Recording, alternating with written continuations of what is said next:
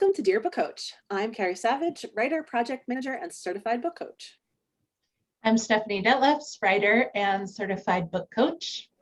I'm Terry Thayer, writer, certified book coach, certified focusing professional. This is a friendly advice space for you as you plan, draft, and revise your novel. In each video, we answer one question submitted by a writer like you with 3 different points of view, and you get to pick the advice that resonates with you. So this week's question is from Kate. Kate asks, what should I look for in a critique group? Oh, this is such a good question. I feel like a lot of people have the same question, Kate. Stephanie, would you like to kick us off? Yeah, I think it's a great question too. And I'm going to give you three criteria to look for. One is people that you trust to be kind and honest, not one and not the other, but both. Honest because you want them to tell the truth so that you can actually grow as a writer and improve the piece that you're working on, but kind because you know that they'll also tell you what's good and what's working, and they'll understand how vulnerable it is to share your writing. So they'll be compassionate and not just everything is wrong kind of feedback. The second one is I would recommend a small group. The more voices you get, the more confusing the feedback becomes. So I recommend a small group. There's 5 of us in my critique group that I've been in for years. That's a good size. I wouldn't go higher than that. Maybe even a fewer would be good. And the third one is, I think that it's important to be in a group of people who have similar goals to yours. If you have someone who's just showing up for the wine, the wine and the snacks, and they're not really invested in writing, then that can, or alternatively, if you have someone who's really laser focused on publishing when the rest of the group isn't, that can be tricky with the dynamic over time. So those are the 3 things I would suggest. Personally, I think that entering an already established group is tricky because they'll have some common language and a dynamic that you weren't a part of developing. I think it's better in the long run if you can start from scratch with a group. Of course, that doesn't mean every existing group wouldn't welcome in a new member and it wouldn't be fine. It very well could be, but I think if you can, I would recommend starting from scratch with people. And the most important thing I'd say, which isn't really what you were asking, but I would work on your own mindset about receiving feedback. If you haven't ever been in a position to regularly receive feedback on your writing from other people, then you'll want to not only with the group design boundaries and expectations around what feedback will look like, but within your own self, I would say you should also work on understanding that critiques of your work are not critiques of you personally, that you are the boss of your story, as we say, and so you can always disregard feedback someone says. It doesn't mean that you have to change anything, those kinds of mindset shifts to where you're able to actually receive feedback and separate it out from your emotional self. I would recommend doing that as well. So those are my tips. Terry, what do you think? Yeah, good points. I think the thing about how you receive feedback is really important. And going into a critique group, you need to be really clear about what you want from them. I personally don't recommend getting in a critique group when you're on a first draft. I feel like that work is too precious for other voices, and it's very easy to get off track from hearing other people's critiques. On the other hand, you can use it as an accountability type group where you send pages to them every week or every 2 weeks or whenever you meet. That works well, and just a cheerleading group. If you're further along in your book and you are in a critique group, I advise you ask for very specific feedback. Ask your partners, did you get bored? Where? Am I using language you don't understand? Is the plot making sense?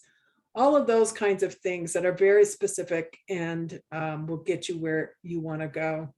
As Stephanie was talking about, I would say don't fall into the trap of taking all the advice. This can really derail you.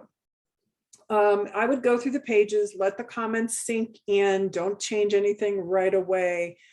After a while, you get to know the proclivities of your group. Some people hate when this and such happens, and they're not going to change their mind about it, but it might be fine for you. So you'll know that, and you can just ignore that. You can let go of the ideas that don't align with yours. I really would like you to listen to your heart when it comes to taking advice or critiques, and just take what's good for you and throw away the rest. As far as the form of the group, I don't think critique groups should be reading out loud to each other. Some groups do this where they don't send pages ahead of time, they read out loud, and then they just critique each other's work. That to me is not a thoughtful way to get a critique. Plus, when you read aloud, you can really mask some things that are wrong with your writing. As far as I'm concerned, you should have the pages sent to you ahead of time so you can really process your thoughts. And on the day of the meeting, you can summarize your thoughts really quickly and give your written feedback to the author. In my group, that often led to a really interesting discussion as opposed to, just kind of nitpicking things that they hear. Critique groups can be great and they can be awful. So take time to experiment and test the waters. Don't be afraid to quit the group if it isn't working for you. I advise, if you're working in any genre, to find a group that knows that genre really well. Better yet, hire a book coach. The feedback will always be productive and in the most gentle way. Carrie. Yeah, I agree with so much of what you all have said. Although Stephanie, wine, I want wine in my critique group. So we might have to mix up the format a little bit. Oh yeah, wine is a key part of our, well, we writing sometimes group. meet in the morning, so that might be a little yeah, bit. no, that doesn't work. That just a bit, but that still sounds like fun.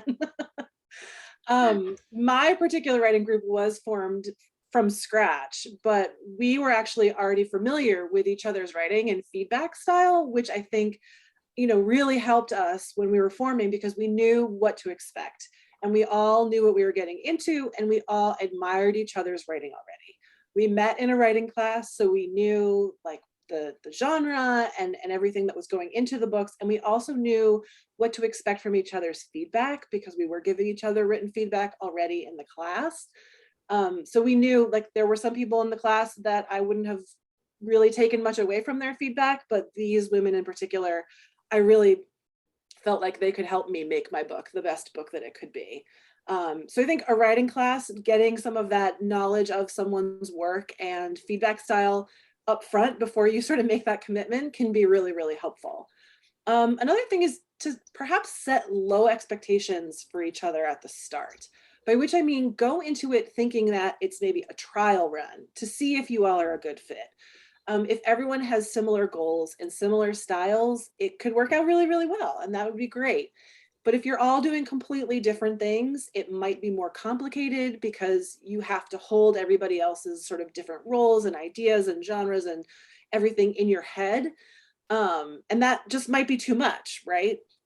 So I think if you go into it with those low expectations and everybody's in agreement, like this is just kind of a trial run, keep the stakes really low. And if it's not working out after a few meetings or a few months, just kind of say, we tried and it didn't work out, and no hard feelings all around, right? I think, to repeat a little bit of what Stephanie said, like be really specific about what you want people to be commenting on. Setting boundaries or parameters for the feedback can be really important also, so that you don't only get negative feedback. Ask for sandwich compliments if you're not getting them. A lot of people, I think, are familiar with this idea, although we may call it different things. Get a compliment on either side of the critique. So people are identifying what is working as well as what might not be working. And I think that can make it easier to hear. If you get a balance of critique, it's easier to take in what might not be working. Whereas opposed to if you just get the laundry list of like, I didn't get this, and this didn't make any sense, and so on. That's really hard to hear for anybody. And make sure that people are giving you specifics, and you are also giving specifics for feedback. If someone's just saying, well, this was great, or this was terrible, that's really not helpful feedback. And remember that as difficult as it is, it's not personal. This is so hard to remember. My writing group has made me cry before. I've told this story to a few of my clients, just to illustrate the fact that, we all understand and know on some level that this is really vulnerable work that we're doing. We're sharing something that means a ton to us personally. And sometimes if you're having a bad day, it can just hit you the wrong way.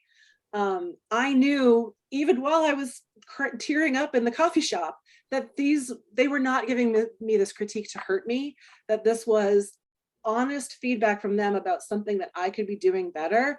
And it just was in that moment, not something that I was ready to hear. So I just took some deep breaths and calmed down and went through it. And, given a little bit of space, I think, 24 hours to kind of not think about it, but let it percolate in the back of my mind, I realized that, yeah, I get what they're saying, and I think I know how I can fix this, and they're absolutely right. And it wasn't that they were attacking my work or me. It was just that they were coming at it in the spirit of like, this could be better. This isn't doing what you want it to do. So if you are in a group where you feel like people are trying to deliberately hurt you, get out of there immediately. That is definitely not what you want.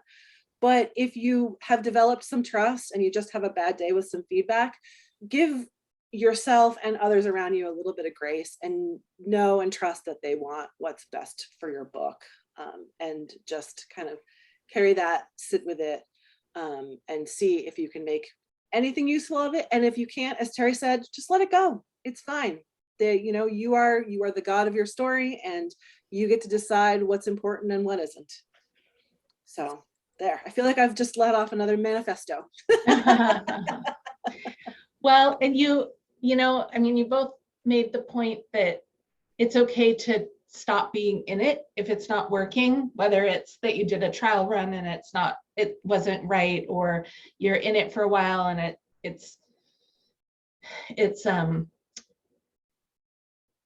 you've passed the point where it's doing you any good, even if that's 3 years later.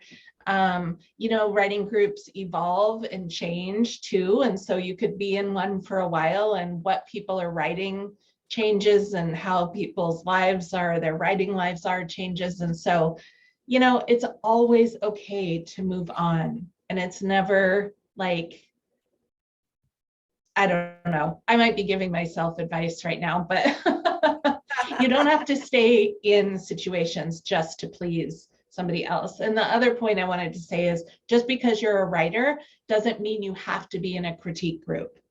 There's no have to. Nothing's going wrong if you're not in one, as long as you're finding communities somewhere and finding reliable feedback somewhere when you need it. So that is it for us today. We hope that you found an answer that makes sense to you at this point in your life and at this point in your book. Remember, you can submit your question anytime at dearbookcoach.com. And while you're there, subscribe to our weekly email, because each month we randomly choose a subscriber who wins a call with the coach of their choice. And we will see you next time.